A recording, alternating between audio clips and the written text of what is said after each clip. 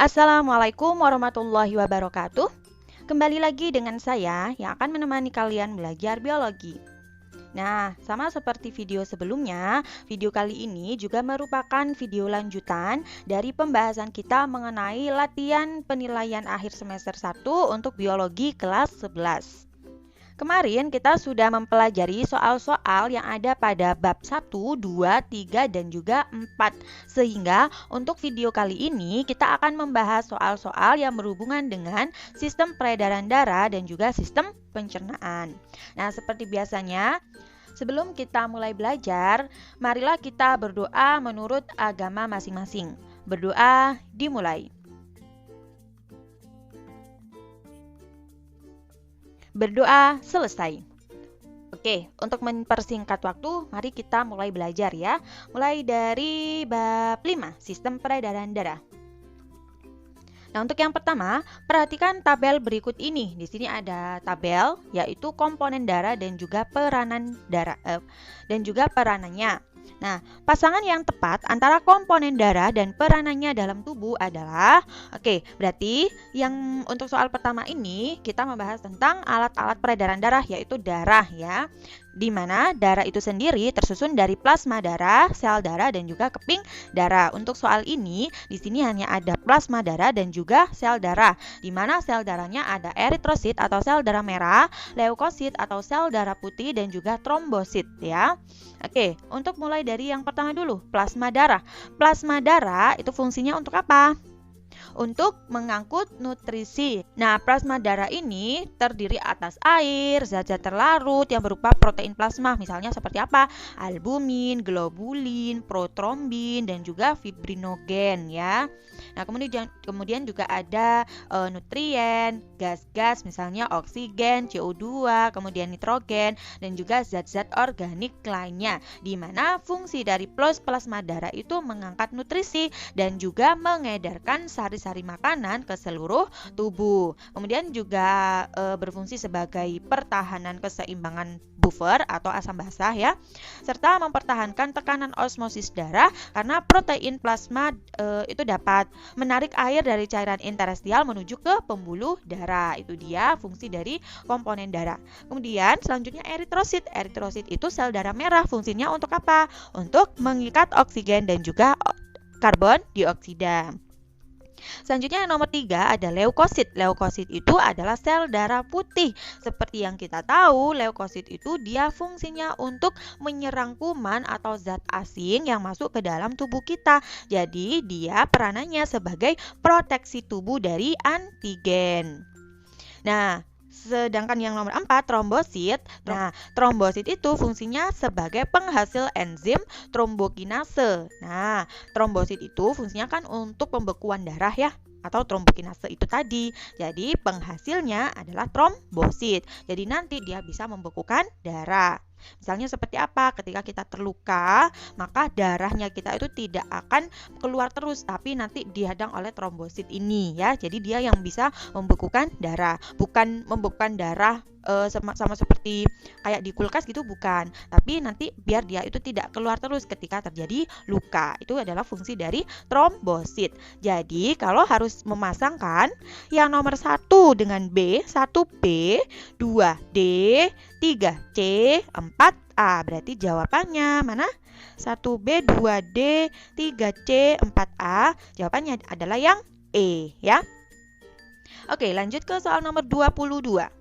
Perhatikan hasil uji golongan darah berikut. Nah, di sini ada Spaijo, Siti, dan juga Mamat. Dia menguji golongan darahnya. Ternyata di sini kalau dia ditetesi dengan anti A, maka minus itu keterangannya tidak terjadi aglutinasi. Aglutinasi itu apa? Jadi nanti darahnya itu akan menggumpal. Nah, kapan sih terjadi aglutinasi itu? Ketika anti A nanti akan bertemu dengan antigen A dan juga anti B yang akan bertemu dengan antigen B. Untuk antigen A dan juga antigen B itu ada pada tubuh kita secara langsung. Antigen itu bisa juga disebut dengan aglutinin ya. Kalau anti A ini bisa disebut dengan aglutinogen. Oke? Nah, kemudian golongan darah Paijo, Siti, dan Mamat secara berurutan adalah, oke, berarti di sini kita analisis satu-satu ya. Untuk yang pertama dulu Paijo. Paijo ketika dikasih anti A ternyata tidak terjadi aglutinasi. Kalau dikasih anti B ternyata terjadi aglutinasi. Nah, di sini dilihat anti B, kalau ketemu antigen B akan terjadi aglutinasi. Artinya apa? Di tubuh Paijo ini terdapat antigen B. Kemudian yang selanjutnya Siti. Siti ketika dikasih anti A ternyata terjadi aglutinasi. Dilihat di sini. Kalau terjadi aglutinasi untuk anti A, berarti Siti mempunyai antigen A. Nah, kemudian untuk anti B, Siti tidak terjadi aglutinasi, berarti dia tidak punya antigen B. Nah, sedangkan untuk anti A, B dia terjadi aglutinasi. Kenapa? Karena di anti A dia punya antigen A ya. Antigen A berarti anti A-nya terjadi aglutinasi. Artinya di dalam darahnya Siti itu mempunyai antigen A. Nah, selanjutnya untuk nama pasien Mamat, ketika dikasih anti A ternyata tidak terjadi aglutinasi, berarti dia tidak punya antigen A. Ketika dikasih anti B ternyata tidak juga terjadi aglutinasi, berarti juga tidak mengandung antigen B di dalam darahnya. Nah, sedangkan ketika dikasih anti A dan juga B, ternyata juga tidak terjadi aglutinasi. Itu artinya di dalam darahnya Mamat itu tidak mempunyai antigen A dan juga antigen B. Nah, seperti yang kita tahu, ini adalah golongan darah ya. Golongan darah itu didasarkan atas antigen dan juga antibodinya. Kalau antigen itu berarti seperti yang ini ya, antigen. Antigen itu seperti aglutinin atau biasanya juga disebut dengan aglutinin, di mana aglutinin ini berada pada sel darah merah. Sedangkan kalau antibodi ya, antibodi itu juga biasanya disebut dengan aglutinogen, di mana aglutinogen itu letaknya ada di plasma darah. Oke ya. Nah, dilihat di sini. Golongan darah A ternyata dia mempunyai antigen A dan antibodi B. Kemudian golongan darah B mempunyai antigen B dan antibodi A. Untuk golongan darah AB, antigen A dan B, antibodinya tidak ada. Dan golongan darah O, dia tidak punya antigen tapi dia mempunyai antibodi A dan juga B. Nah, inilah mengapa O itu dia bisa memberikan darahnya ke semua golongan darah, tapi dia tidak bisa menerima darah. Karena apa? Karena dia tidak punya antigen ya.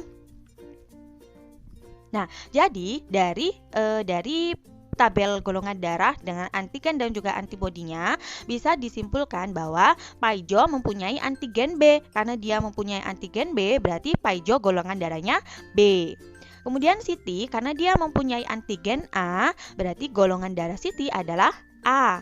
Sedangkan Mamat tidak punya antigen A dan antigen B, sehingga golongan darahnya Mamat adalah O atau 0. Berarti jawabannya B, A, dan 0. Jawabannya adalah yang D ya. Nah, sekarang kita lanjutkan ke soal nomor 23. Perhatikan gambar sistem peredaran darah di bawah ini. Nah, ini ada gambar sistem peredaran darah ya. Urutan peredaran darah kecil yang benar adalah, oke, berarti lagi-lagi ini ada nomor, kita harus tahu dulu nomornya ini menunjukkan organ apa ya. Mulai dari yang nomor 1, mana ya? Oke, ini adalah gambar jantung ya. Diingat yang namanya jantung itu punya 4 ruang. Yang atas itu dinamakan serambi, yang bawah itu dinamakan bilik ya. Bilik itu kan kamar, biasanya ada di belakang gitu ya. Jadi ada di bawah. Nah, serambi dan juga bilik masing-masing itu ada 2 bagian, bagian kanan dan juga bagian kiri. Kalian yang harus kalian ingat adalah kalau misalnya ada gambar biologi gini, usahakan kalian itu jangan melihat gambarnya. Kalau dilihat gambarnya itu kan ini sebelah kanan ya, nomor 2 sebelah kanan, yang nomor 1 itu yang nomor 2 sebelah kanan, yang 1 sebelah kiri. Tapi posisikan gambar itu seperti kita sedang menghadap ke gambar. Jadi kalau misalnya gambarnya kan menghadap ke kanan, ke depan ya, berarti posisi kita juga menghadap ke depan. Jangan menghadap ke belakang. Artinya menghadap ke belakang itu kita melihat gambar. Jadi kita memposisikan kita sebagai gambarnya itu. Jadi kalau seperti itu, yang ini adalah kanan ya, kanan. Kalau kita berdiri sejajar dengan gambar ya, ini adalah kanan, yang ini adalah kiri. Yang satu adalah serambi kanan. Yang nomor 2 adalah serambi kiri. Yang nomor 3 adalah bilik kanan. Yang nomor 4 adalah bilik kiri. Itu semua adalah bagian dari jantung. Ya. Kemudian yang nomor 5 ini adalah pembuluh darah yang akan menuju ke jantung. Artinya apa? Dia disebut dengan vena, ya. Vena. Kemudian yang nomor 6 ini adalah pembuluh darah yang keluar dari jantung, disebut dengan arteri. Dan yang nomor 7 adalah tubuh bagian bawah, sedangkan yang nomor 8 adalah paru-paru, yang nomor 9 adalah kepala dan tangan, berarti tubuh bagian atas, ya. Kemudian yang nomor 10 ada pembuluh darah yang akan menuju ke paru-paru, berarti dia disebut dengan arteri pulmonalis.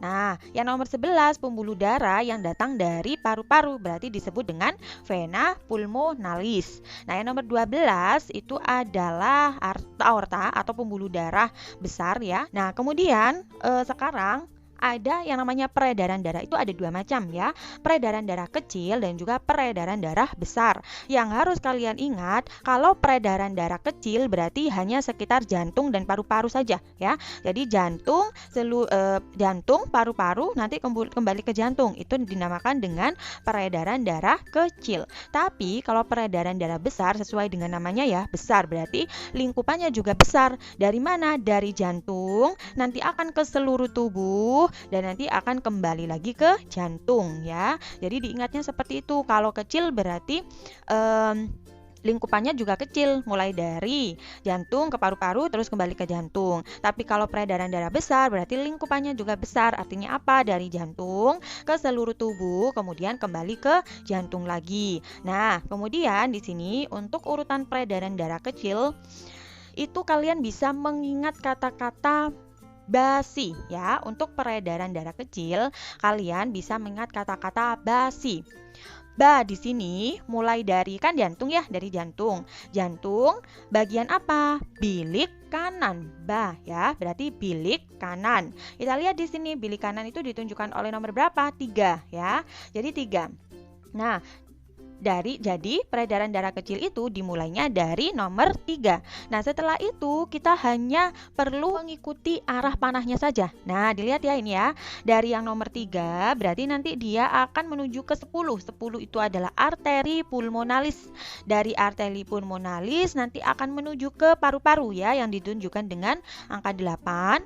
Setelah itu nanti akan dilanjutkan ke nomor 11 ini, vena pulmonalis, berarti pembuluh darah yang datang dari paru-paru. Nah, setelah itu nanti akan masuk lagi ke jantung melewati apa? Tadi diingat peredaran darah kecil itu singkatannya basi, berarti serambi kiri, ya. Jadi kalau peredaran darah kecil dimulainya dari bilik kanan, diakhiri dengan serambi kiri. Berarti berapa saja urutannya?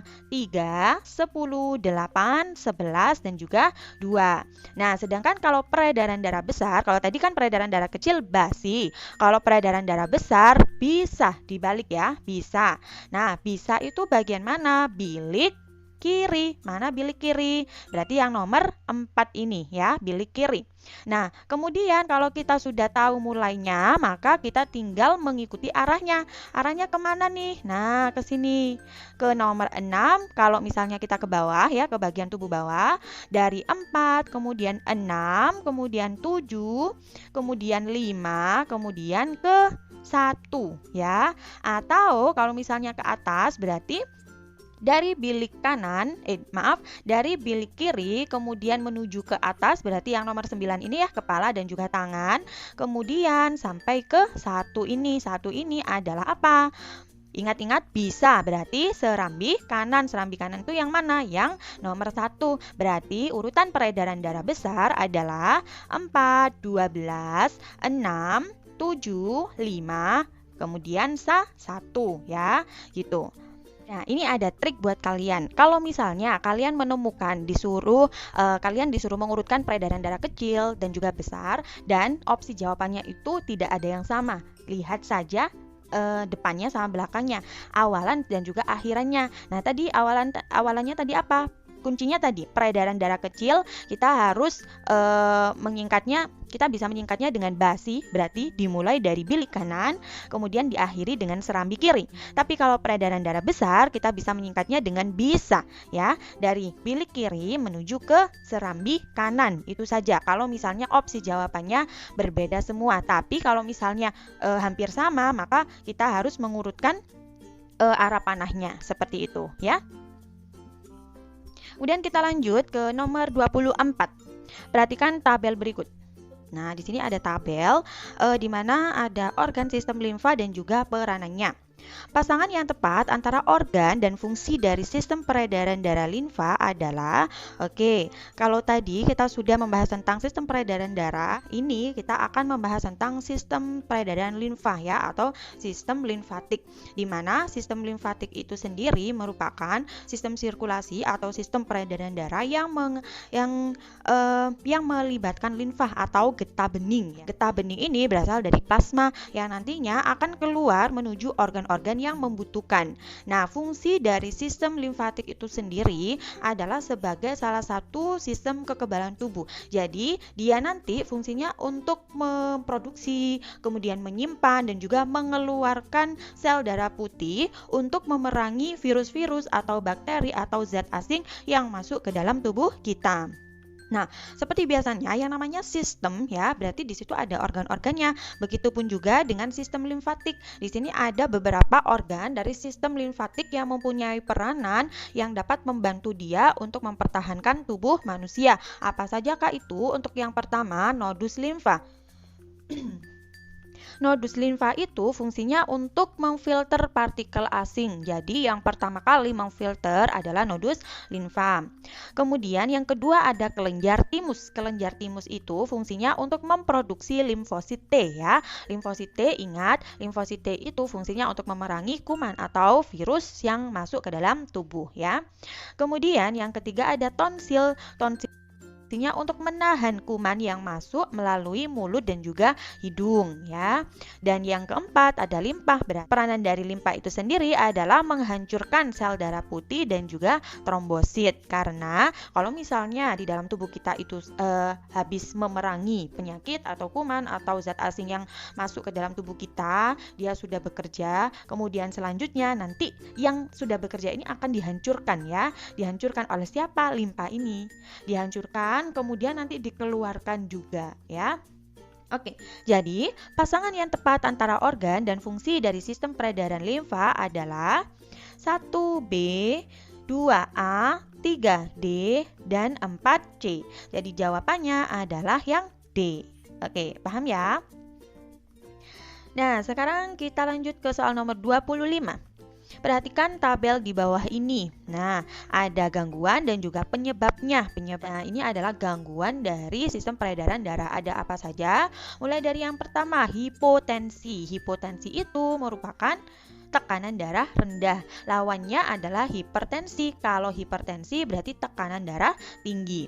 Nah, kemudian ada leukopenia. Leukopenia, leu, ya, berarti darah putih. Nah, berarti kalau leukopenia merupakan jumlah sel darah putih yang terlalu sedikit, itu disebut dengan leukopenia. Lawan dari leukopenia adalah leukemia, di mana leukemia itu jumlah sel darah putih yang terlalu banyak, ya. Kemudian yang nomor 3 ada talasemia. Talasemia ini merupakan penyakit keturunan yang terjadi akibat kelainan pada bentuk sel darah merah. Nah, karena bentuk sel darah merahnya itu tidak sama dengan sel darah merah normal, padahal sel darah merah itu kan fungsinya untuk menukar oksigen, mengangkut oksigen dan karbon dioksida, ya, yang ada di dalam darah. Makanya kalau penderita talasemia, sel darah merahnya ini tidak bisa mengangkut oksigen dan juga CO2 secara sempurna, secara normal, gitu, ya. Nah, kemudian yang nomor 4 ada polisitemia. Polisitemia merupakan jumlah sel darah merah yang melebihi normal. Dan yang terakhir ada hemofili. Hemofili itu merupakan penyakit keturunan yang menyebabkan darah sukar membeku. Berarti pasangan yang tepat antara gangguan dan penyebabnya adalah 1A, 2C, 3B, 4E, dan juga 5D. Jadi jawabannya adalah yang E. Oke, paham ya? Sekarang kita lanjut pada bab terakhir dari biologi kelas 11. Nah, apakah itu? Sistem pencernaan makanan. Nah, biasanya ada apa saja soal-soalnya? Oke, yang nomor 26. Berikut ini adalah media penyimpanan energi yang paling optimum bagi makhluk hidup adalah, di sini ada lipid, monosakarida, vitamin atau protein atau karbohidrat. Nah, ini semua berarti ini semua adalah zat makanan ya. Di dalam zat makanan itu ada dua macam ya zat makanan. Ada makronutrien dan juga ada mikronutrien. Kalau makronutrien itu adalah zat makanan yang dibutuhkan dalam jumlah banyak oleh tubuh kita. Misalnya seperti apa? Karbohidrat, protein, lemak ya. Kemudian kalau mikronutrien berarti zat makanan yang dibutuhkan dalam jumlah yang sedikit oleh tubuh kita. Misalnya seperti apa? Vitamin dan juga mineral ya.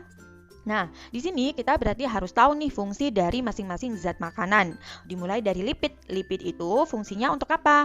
Untuk penyimpan energi ya. Nah, kemudian ada monosakarida. Nah, monosakarida itu fungsinya adalah sebagai sumber energi utama, di mana monosakarida itu merupakan bagian dari karbohidrat ya.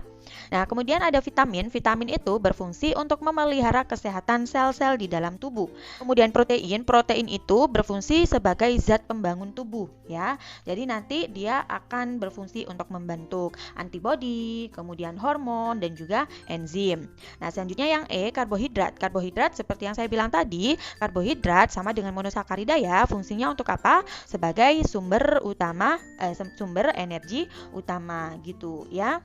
Berarti yang merupakan media penyimpanan energi yang paling optimum bagi makhluk hidup adalah lipid ya. Jadi jawabannya adalah yang A.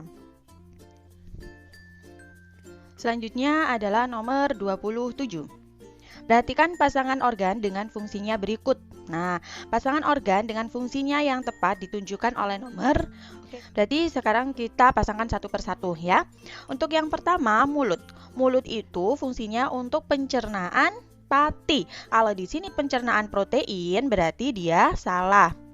Kemudian yang kedua, lambung. Lambung itu fungsinya untuk pencernaan protein. Kalau di sini pencernaan pati berarti salah. Antara mulut dan juga lambung ini fungsinya terbalik ya. Kemudian yang nomor 3, usus halus. Usus halus ini fungsinya sebagai pencernaan nutrisi, benar ya. Kemudian yang keempat, usus besar. Usus besar fungsinya sebagai pembusukan sisa makanan. Ini juga benar karena usus besar ini yang nantinya akan dialirkan ke anus ya. Kemudian yang nomor 5, ini pankreas. Maaf ya, ini salah, pankrean, seharusnya pankreas. Di mana pankreas ini fungsinya untuk memproduksi enzim pencernaan, karena sistem pencernaan makanan selain menggunakan bakteri-bakteri, dia juga menggunakan enzim pencernaan untuk membantu sistem pencernaan makanan. Jadi, pasangan organ dengan fungsinya yang tepat ditunjukkan oleh nomor 3, 4, dan 5. Jadi jawabannya adalah yang C. Paham ya? Oke, langsung saja kita lanjut ke soal nomor 28. Seorang siswi SMA berusia 17 tahun memiliki berat badan 35 kg dengan tinggi badan 170 cm. Berdasarkan standar FAO atau WHO atau UNU, siswi tersebut memiliki AMB sebesar, berarti kita sekarang membahas tentang AMB. AMB itu apa? AMB itu merupakan angka metabolisme basal. Berarti berapa kebutuhan energi minimal yang dibutuhkan oleh tubuh untuk menjalankan proses tubuh yang vital. Proses tubuh yang vital itu seperti apa? Seperti mempertahankan suhu tubuh, kemudian mempertahankan sistem peredaran darah, pernapasan, metabolisme sel, dan juga lain-lainnya ya. Nah, untuk menghitung AMB sendiri itu sebenarnya ada beberapa macam ya. Misalnya berdasarkan berat badannya, kemudian berdasarkan rumus Harris-Benedict ya atau asam basanya. Kemudian juga ada yang berdasarkan standar WHO atau FAO atau UNU. Nah, kalau sekarang yang diminta adalah berdasarkan standar FAO atau WHO atau UNU. Berarti ada standarnya. Kalau ada standarnya berarti ada ketentuannya. Nah, di sini adalah rumus perhitungan AMB menurut standar FAO atau WHO atau UNU. Nah, di sini ya ada ketentuannya. Nah, sekarang dari tabel ini langsung saja kita cari ya. Yang harus kita tahu adalah umurnya kalau di sini. Kalau menurut kalau menurut standar FAO ya, berdasarkan umurnya. Jadi untuk berat badan dan juga tinggi badan itu diabaikan ya. Jadi yang harus kita perhatikan adalah umurnya. Kalau di soalnya seorang siswi berusia 17 tahun, berarti kita harus mencari tahu rumusan dari umurnya dan juga perempuan atau laki-laki. Karena di sini disebut siswi, berarti perempuan ya. Perempuan usia 17 tahun. Bagaimana rumusnya? Di sini ya, ini 17, kemudian perempuan. Nah, jadi ketemu nih rumusnya menggunakan yang ini. 12,2 dikali dengan berat badannya ditambah dengan 746. Nah, dari situ kita masukkan nilai-nilainya. 12,2 dikalikan BB-nya 35 ditambah 746. 12 kali 2 dikali 35 sama dengan 427 ditambahkan 746. Hasilnya adalah 1173 kalori. Berarti jawabannya adalah yang D ya. Oke, paham ya? Sekarang kita lanjut ke soal nomor 29. Perhatikan gambar sistem pencernaan sapi berikut. Nah, sapi itu merupakan hewan ruminansia ya. Jadi seperti ini. Urutan proses pencernaan sapi ditunjukkan oleh hewan ruminansia ini agak berbeda dengan kita manusia. Karena apa? Karena untuk hewan ruminansia dia itu memamahnya itu 2 kali ya. Jadi proses pencernaannya itu 2 kali. Kalau kita kan cuma sekali ya. Nah, kalau hewan ruminansia itu 2 kali. Nah, sekarang kita harus tahu dulu nih organ-organ yang ditunjukkan pada nomor yang ada di soal. Untuk yang nomor 1 ini adalah retikulum ya. Retikulum itu adalah perut jala. Selanjutnya yang nomor 2, yang 2 itu adalah abomasum. Abomasum itu merupakan perut masam. Nah, yang nomor 3 itu adalah omasum. Omasum itu merupakan perut kitab. Yang nomor 4 itu adalah rumen, di mana rumen itu merupakan perut besar. Nah, keempat-empatnya ini adalah perut dari hewan pemamah biak atau sapi ya. Jadi ada 4 lambungnya, ini ada 4 retikulum, omasum, abomasum dan juga rumen. Nah, kemudian yang kelima itu adalah usus. Nah, kemudian bagaimana sih urusan proses pencernaan sapi? Dimulai dari yang pertama, makanan akan masuk melalui mulut ya. Dari mulut nanti akan masuk ke rumen, dari rumen ya. Jadi rumen itu nomor 4. Dari mulut nanti akan masuk ke rumen. Jadi yang besar ini perut besar ya. Dari rumen ini nanti akan ke retikulum. Retikulum itu merupakan perut jala. Jadi langsung ke yang nomor 1 ini ya. Nah, setelah itu makanan itu akan dikembalikan lagi ke mulut. Nah, dari mulut nanti akan masuk ke retikulum lagi. Dari retikulum akan masuk ke omasum dan dari omasum akan masuk ke abomasum dan yang terakhir dari abomasum makanan akan masuk ke usus. Dari usus nantinya akan dikeluarkan melalui anus gitu ya. Dilihat di sini. Nah, di sini kan mulutnya ada 2 ya. Berarti setelah dimasukkan kemudian nanti dikembalikan lagi ke mulut. Setelah itu sampai ke usus, sampai ke anus ya. Jadi urutan proses pencernaan sapi itu adalah 4, 1, 3, 2, 5 yaitu rumen, kemudian ke retikulum.